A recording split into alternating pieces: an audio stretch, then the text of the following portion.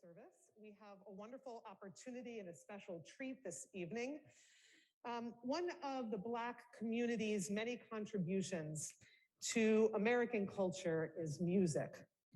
It has been at the heart of their survival and struggle and celebration, and all of America has grown from this contribution, from this gift. And we see the contemporary impact of this blessing in the award-winning 2021 documentary, Summer of Soul, which highlights the never seen before footage of the Harlem Music Festival of the late 1960s.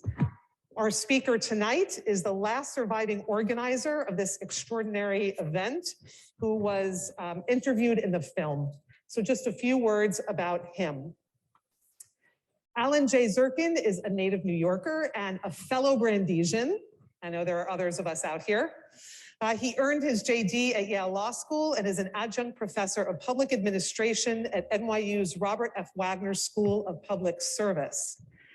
He specializes in the design and facilitation of processes intended to bring mutual understanding, collaboration, and often resolution to public issues and controversies. Throughout his career, Professor Zerkin has facilitated progress in areas of environmental justice, healthcare, prison safety, and more. As a recent college graduate, Alan was an assistant to the producer of the Harlem Music Festival, and in that capacity was interviewed for Summer of Soul. We have invited him to speak about how that experience resonated for him in the context of a young person growing into adulthood at that time, as a Jew, and as a leader in the field of negotiation and conflict resolution. I spent about 2 minutes with Professor Zerkin over Zoom, and I felt like we were friends forever. We spent many more minutes after that, and he's a wonderful storyteller. He's a man with deep mission. Thank you, Rabbi Sarah. I am greatly honored to be with all of you this evening, especially because this is such a distinguished congregation with such an admirable history of social commitment. I thank you all, and especially Rabbi Sarah, for inviting me to speak. Sarah extended the invitation because of the cameo appearance I make in a documentary called The Summer of Soul, or When the Revolution Could Not Be Televised. Summer of Soul premiered early in 2021 at the Sundance Film Festival, and as you may know, it was directed by the estimable Amir Questlove Thompson, the leader of the Roots Band, the house band on the Jimmy Fallon Show, and a noted music historian. Summer of Soul won Best Documentary Film Honors and the Audience Award at Sundance, and has continued to win awards ever since. Perhaps you've seen it already. If not, I hope you will. It's on Hulu, and it's amazing. I want to take this moment to acknowledge one of the film's producers, David Dinerstein, who may be in the audience this evening, for having brought this remarkable film to the world. Summer of Soul depicts the 1969 Harlem Cultural Festival, an unparalleled event, a festival on the scale of Woodstock, hundreds of thousands of attendees over the course of 6 Sundays of free concerts in what was then Mount Morris Park in Harlem.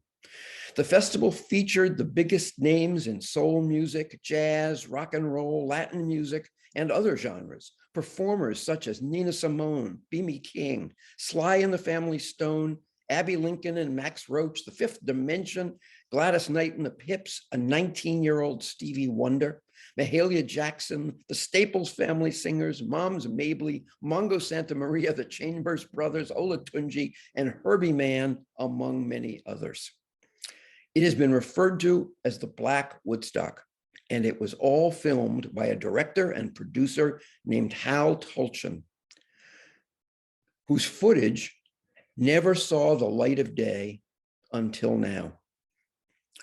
The film is about much more than the performances, however, as extraordinary as they were. It's also about the political, social, and economic currents in the Black community during that tumultuous period, just 1 year after the assassination of Martin Luther King Jr. But let me digress for a moment before I tell you about how I came to be in Summer of Soul, why this film is so important, and what it has to do with Martin Luther King's birthday and with Shabbat Shirah and the theme of liberation. I want to say something about why the festival and the film have meant so much to me personally, and why it is entirely possible that I will choke up as I speak to you about it. Until I turned 10 in 1955, my family lived in St. Albans, Queens. And in the summer of 1951, when I'd just turned 6, a local newspaper, St. Albans Life, did a human interest story about me, both because I had made something of a splash playing the piano at a local recital, and because I had contracted a hip disease that had recently confined me to bed in traction, the beginning of a 4-year process before I could walk normally again. The reporter had asked me what I did with my time being confined to bed, and I told him that I loved watching Brooklyn Dodgers games on TV, a new thing then. He asked who my favorite player was, and I said with great enthusiasm, Jackie Robinson. Jackie Robinson was my hero, not just because of what an exceptional baseball player he was, and I was mesmerized by how his dances on the base paths drove opposing pitchers crazy, but also because I knew what he was up against, how much vicious name calling and even physical abuse he'd had to endure as the first Black major league player. I knew because my parents told me about it, just as they had already spoken to me about the persecution of Jews under the Nazis. And I made the connection between racism and anti-Semitism. I came to identify strongly, even then, with Black Americans, and I was proud that my parents and their friends opposed segregation and supported, and in some cases, were active in organizations like the NAACP and the Congress of Racial Equality, CORE. So I told the reporter that Jackie was my hero, and he said, would you like to meet him? Well, you can just imagine. As it happened, Jackie and some other Black Dodger ball players also lived in St. Albans. And a few weeks later, the reporter called to say that Jackie would be coming to visit me in our humble railroad flat above the little grocery store my father and grandfather ran. What you are seeing in this unfortunately grainy photo is me in traction and Jackie handing me a baseball signed by the entire Dodgers team. Unforgettable. 4 years later, from 1955 until 59, we lived in a middle class and almost entirely white town across the city line in Nassau County. And as a short and precocious Jewish kid, I had many anti-Semitic slurs hurled at me and was even picked on physically.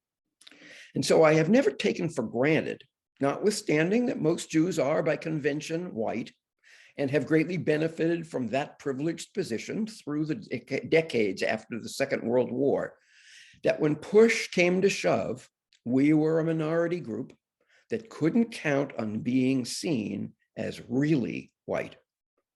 Just as we weren't immune from racist persecution in Nazi Germany and elsewhere, not really.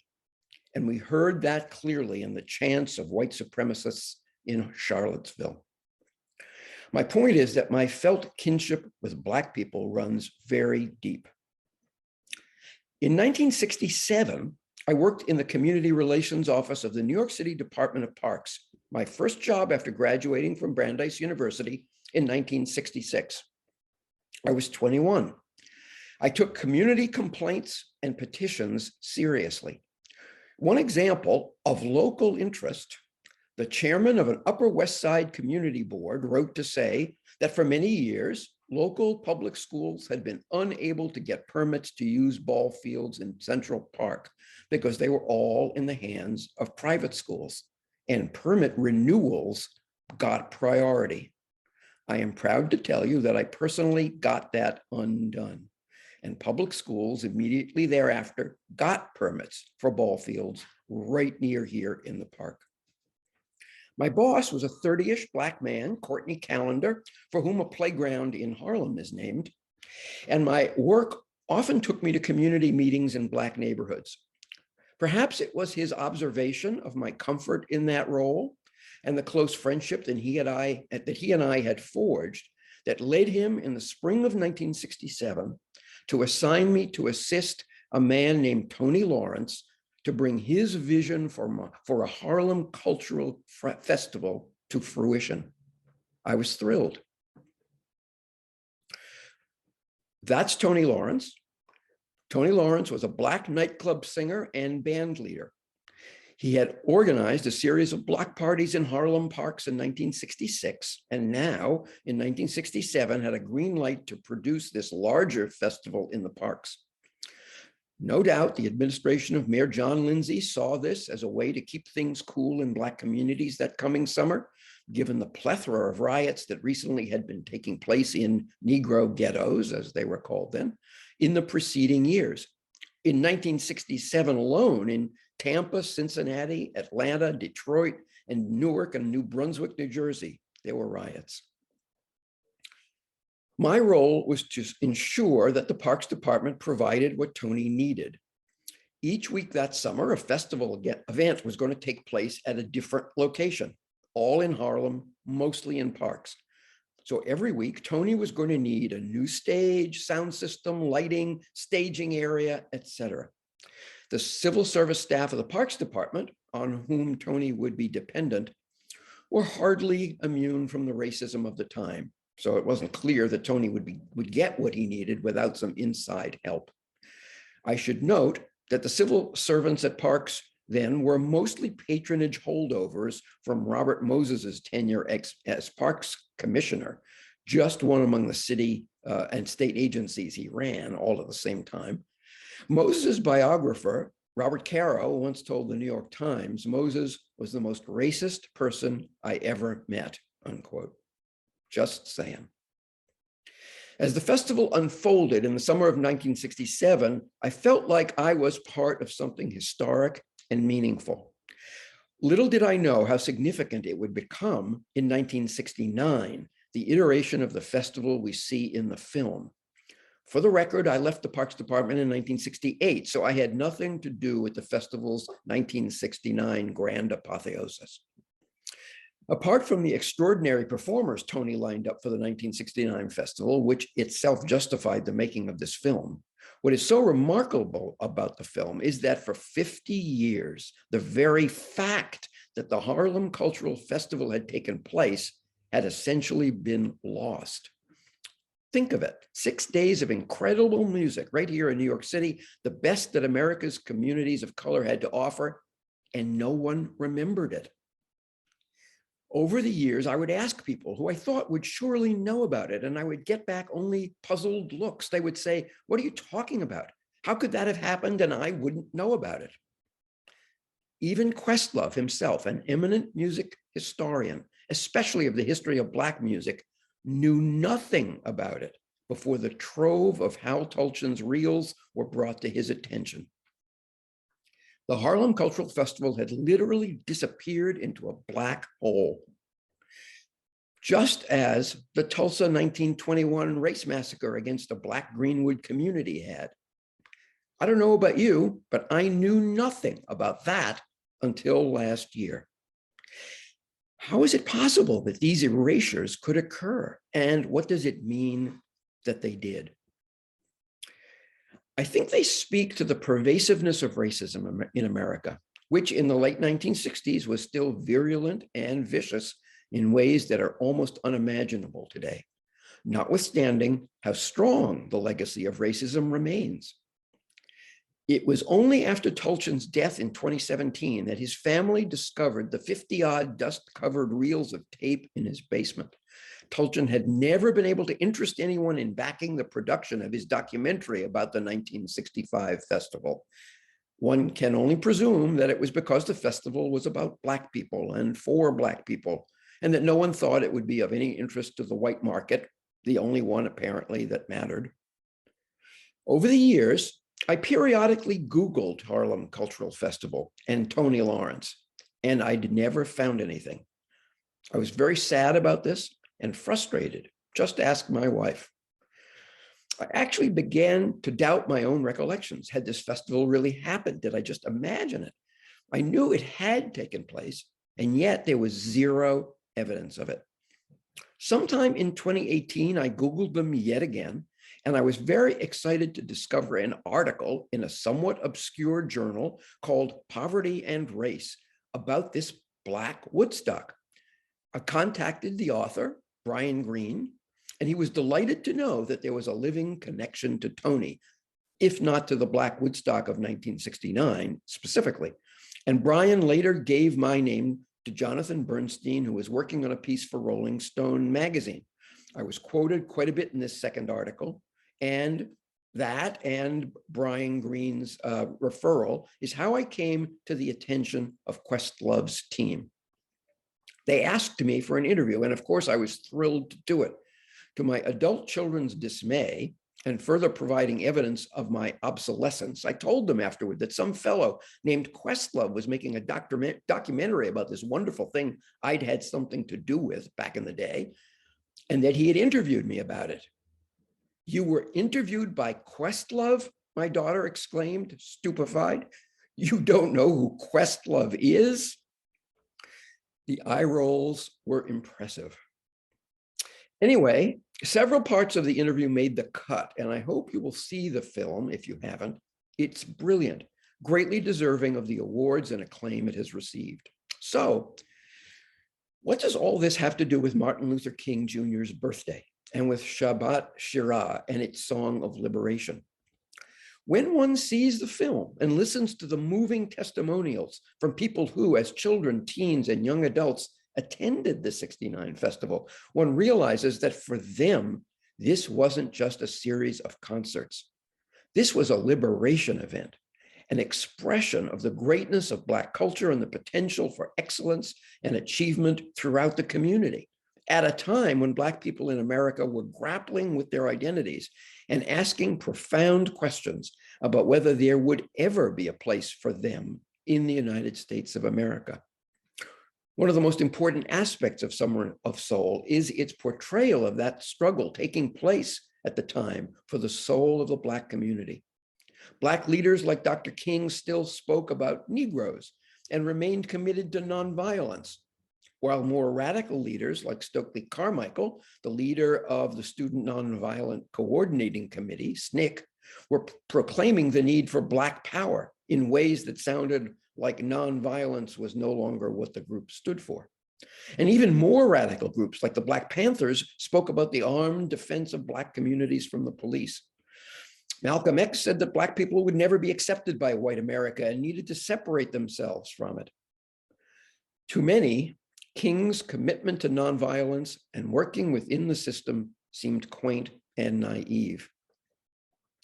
Let me note that when the New York City Police Department initially refused to provide security at the festival, the Black Panthers provided it. The 1969 festival was the largest gathering of Black people in American history and was entirely peaceful. And while the Panthers are generally remembered for their rhetoric, their weapons, and their military-style outfits, we tend to forget that they were providing social services in many Black communities, like daycare centers, food pantries, and health clinics. The film covers this, and this distortion of history is symptomatic of how Black people and Black leaders in particular were deliberately depicted as others to be feared and despised. The 50-year disappearance of the festival becomes more understandable, I think, when viewed through this lens. The festival provided a moment of enormous pride and communal self-appreciation for the residents of Harlem, and we see that clearly in the film. I don't know that there has been anything like it since, with the possible exception of the sense of possibility and celebration in Black America generated by Barack Obama's ascension to the presidency. Of course, the events of the past few years have revealed that the struggle for liberation still has a long way to go. And many white Americans, myself included, saw that we had become complacent. Racism, including anti-Semitism, has reared its ugly head once again with a vengeance. Dr. King famously said, "No one is free until we are all free."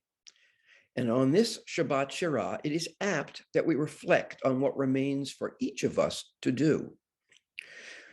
While I do not experience myself to be racist, much less an oppressor of Black people, I know that in some sense I am. I must be, just by virtue of living in a racist society and by virtue of having been a beneficiary of an institutionally racist system.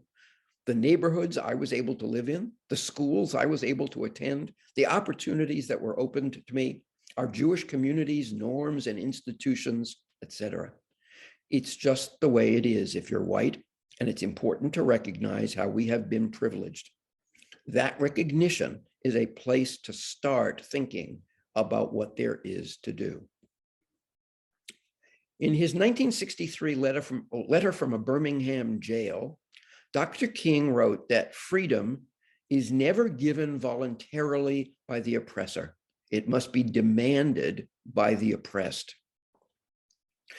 The making of such demands often makes the privileged, even those who consider themselves to be allies of the oppressed, uncomfortable, because the rhetoric with which the demands are made can often seem hyperbolic or aggressive or accusatory. As new Black leaders seek to take the torch from an older generation, factions within the Black community struggle over what strategies will be effective, what demands should be made, and what rhetoric should be employed for making those demands.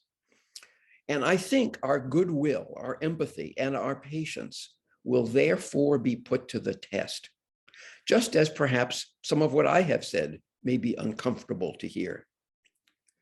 It will be hard for us as non-Blacks to know what to say, what not to say, how to be and how not to be. I hear a lot of generally liberal whites criticizing some of the rhetoric and strategies being employed by, for example, AOC and the Progressive Caucus in the House, and by exponents of critical race theory. And I think it is important for us to stop that kind of criticism or second guessing, because it is the Black community and its leaders who are in the forefront of the struggle, and it is their future, after all, that is most at stake. I think it would be helpful if we who are privileged would step back, abstain from opining, and mostly just listen and learn while Black leaders sort this out. And might I add that we have plenty of our own mishigas to sort out around these matters. In the end, the most extreme articulations of the demands may well be tempered in favor of those that are most likely to build effective coalitions. But of course, that remains to be seen. In the spirit of Shabbat Shirah and Dr. King's birthday, I want to wish each of you liberation from what you perceive as constraining you, and may you find the courage to face the ways that you, even if inadvertently, may be constraining others. Thank you for the invitation, Sarah, and thanks to all of you for listening. Shabbat Shalom.